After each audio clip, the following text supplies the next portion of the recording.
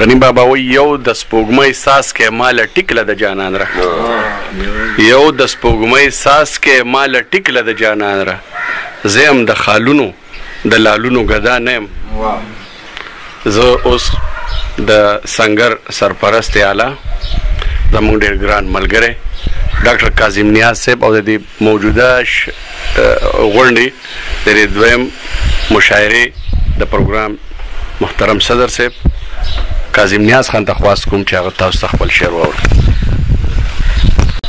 د غزل یو څو شعرونه دي. وی په خفګان کې هم خندېږم دا ولې په خفګان کې هم خندېږم دا ولې لا ګل نشم رجېږم دا ولې لا ګل نشم رجېږم دا ولې.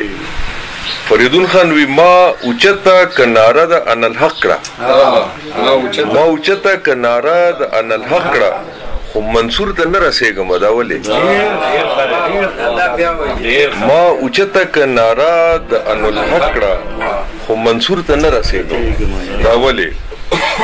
او چې پښتو راته دستار د ننګ په سر کړو چې پښتو راته دستار د ننګ په سر کړو هم په دې نامه خرڅېږم دا ولې. او ډاکټر علم هغه زه چې د مغول د سترګو خاروم هغه زه چې د مغول د سترګو خاروم نن لزانه هم یریږم دا ولې نن لزانه هغه زه چې د مغول د سترګو خاروم نن لزانه هم یریږم دا ولې.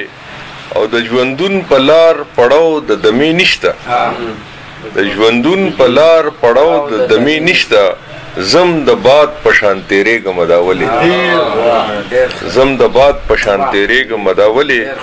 او کله کله چې مستا فکرونه یوسي کله کله چې مستا فکرونه یوسي زه خپل ځان سره ګونېږم دا ولې.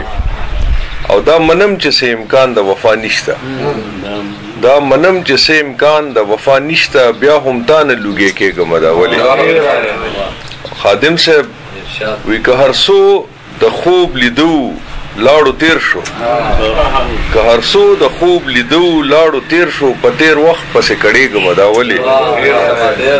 او صادق صاحب وی چې د قسمت لیکه بدلیږي نه کاظمه د قسمت لیکه بدلیږي نه کاظمه بیا هم ځان سره جړېږم دا ولې.